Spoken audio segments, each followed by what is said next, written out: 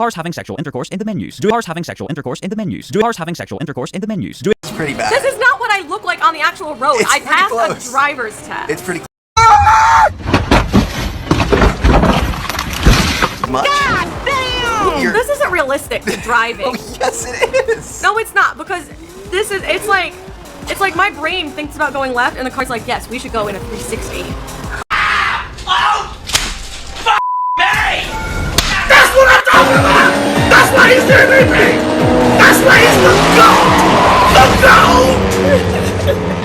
Midnight Club Los Angeles in 2023 is just unbeaten. What? Rockstar actually went on to patch the game to make it a bit easier. Down, you keep pushing it like that.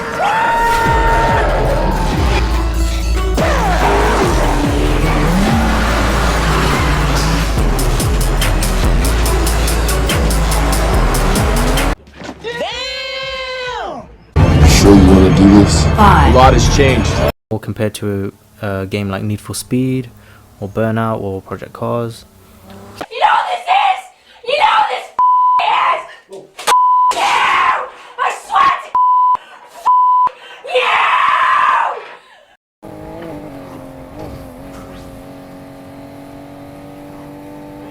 you! God damn! God damn! God damn! No la dejes eso.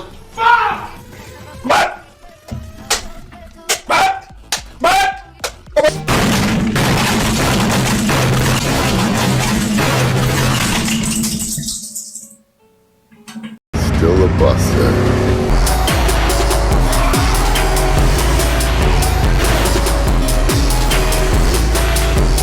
Turn in, hammer it. Okay, so we're learning the physics. There's a cheat code here. Let off, turn in, and hammer it. And it starts drifting. Okay, that was bad because I was going hella slow, but... Okay, we're getting there. We're getting there. So far, so good. Nitrous over the jump. Better than this would be amazing. Because these are hands down the worst physics I've ever played in any game that's a car game ever. Hands down, worst car physics on the planet of any racing game ever. I can't even get to the next race because I'm being chased by cops. Like, look, the cops just doing 360s everywhere. Like, oh, this is so annoying. How do I stop dealing with cops? This is the most irritating thing ever. Okay, you know what? I'm rage quitting. Like, straight up, I'm putting the game on easy. Like, I literally cannot do it. Like, I hate games with cops. Other than Grand Theft Auto. Like, this is ruining the game for me. Oh my god, what on earth?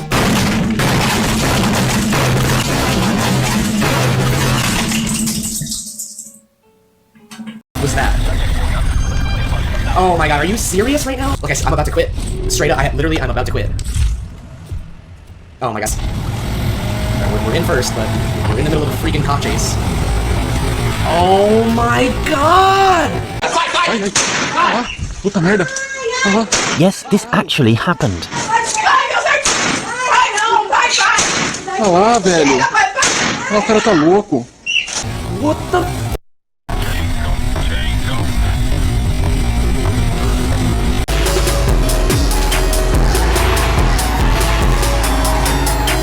You're gonna struggle playing this game for the first time. Alright? Bastard!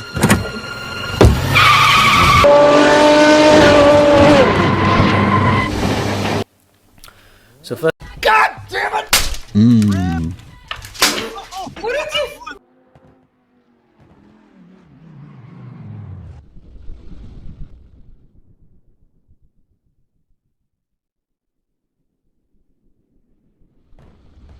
Cars having sexual intercourse in the menus. Do cars having sexual intercourse in the menus. Do it. Over and let the big boys race.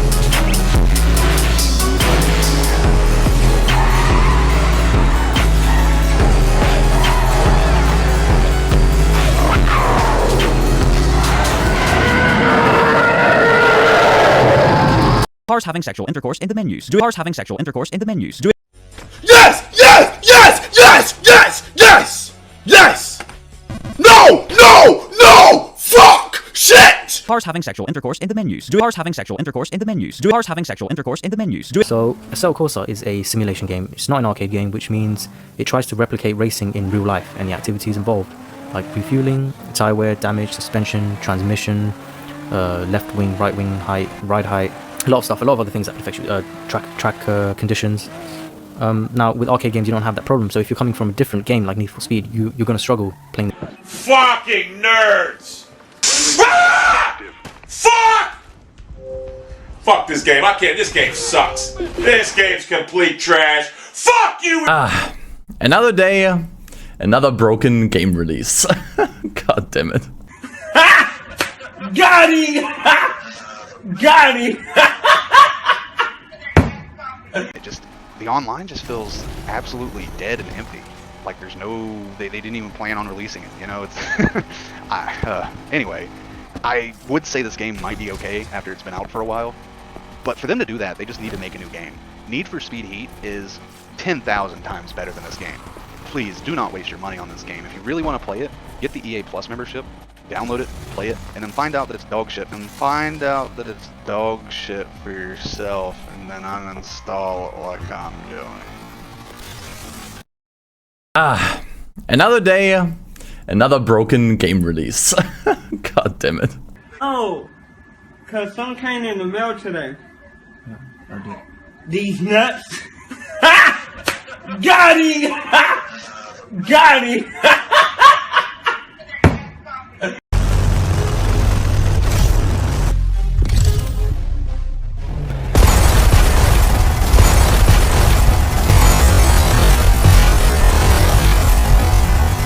Side of the road, hit some trees, slowing the car down quite a bit through this twistier section, but hope is not lost. We're going to perform. We're going to perform a savage overtake into third place through the air off the ramp. The guy had no idea what was coming for him. He probably hit a tree and died.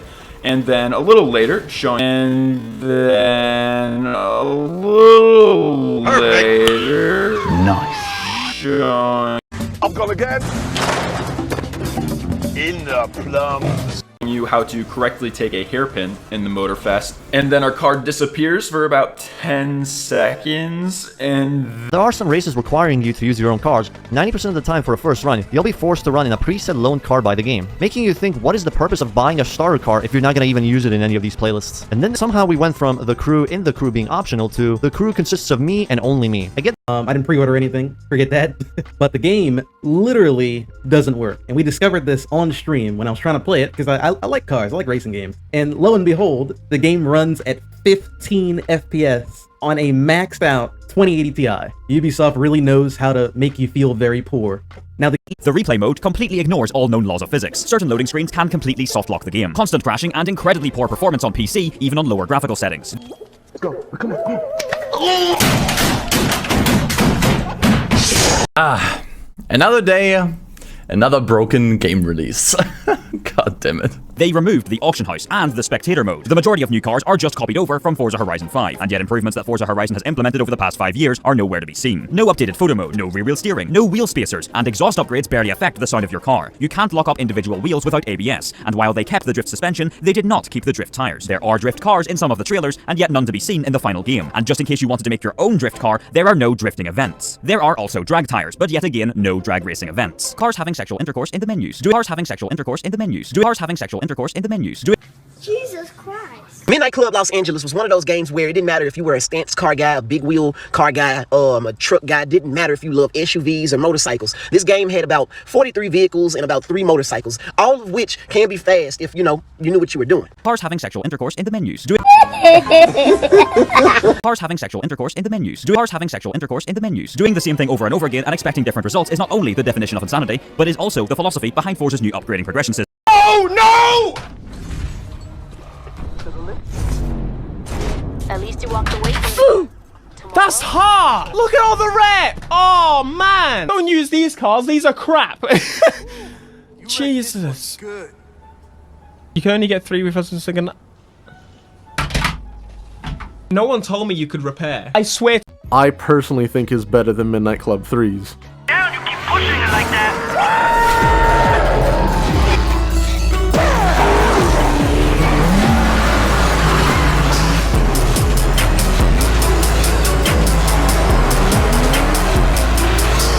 at launch, this game was much more difficult. Apparently so much so that Rockstar actually went on to patch the game to make it a bit easier. And because I got LA's equivalent to 3's Remix Edition, this time called the Complete Edition, that patch was already applied when I started playing. And 2, this is the Midnight Club I have the most time with. So this is the one I'm most used to in terms of physics and mechanics. Although Midnight Club Los Angeles in 2023 is just unbeaten. This game featured an open world. It featured a good storyline, which was actually better than the Need for Speeds after like 2006 with Need for Speed Carbon. It had the storyline, it had the vehicles. It basically had everything going on, but a lot of people were like, oh, so why did they end the series? I'm gonna get to that. Bro, this game was way ahead of its time. You could design everything on this car from the interior. We're talking new steering wheel, new Sparko seats, Corbeau seats, painting the whole car red, the interior red. Just, you could add hydraulics, you could add suicide doors, you could add Lambo doors. Like, every piece of this car could be touched. And that wasn't really heard of from the Need for Speeds, except for like Underground. But by 2008, Need for Speed fell off. This is the crazy part. What killed this game off was none other than Grand Theft Auto 5. Now, the same year they released this was the same year that they was developing GTA 5. Now, are they... What do I mean by this? Well, Midnight Club LA is 15 years old, and in 15 years, there has not been a single open-world racing game that has come close, not even close, to matching it in terms of immersion, detail, or quality. And that's just my opinion. Let's talk about this a little more. But before we begin, if you like the video, be sure to hit that subscribe button. If you want to see more content like this on the channel, I cover tons of Need for Speed and other racing game content. So if you like that type of stuff, be sure to hit that subscribe button. I could talk about the car list, the customization aspect of the game, the characters, and the story. Aren't you two supposed to have some passionate romance? Me and you supposed to get into some big fight?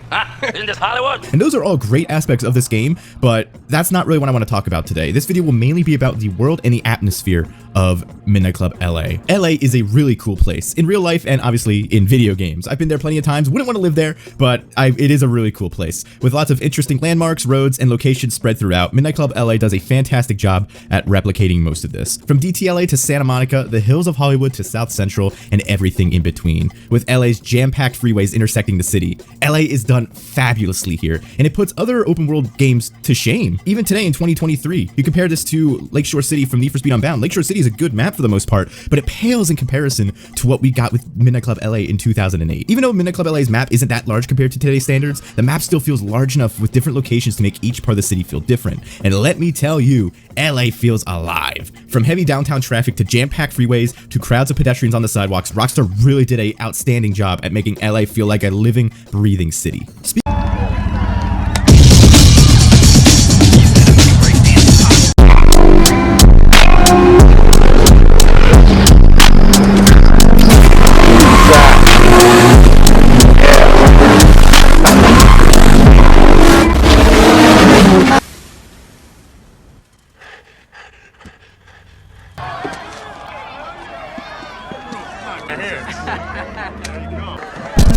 What are you smiling about? Dude, I almost had you. You almost had me? You never had me. You never had your car.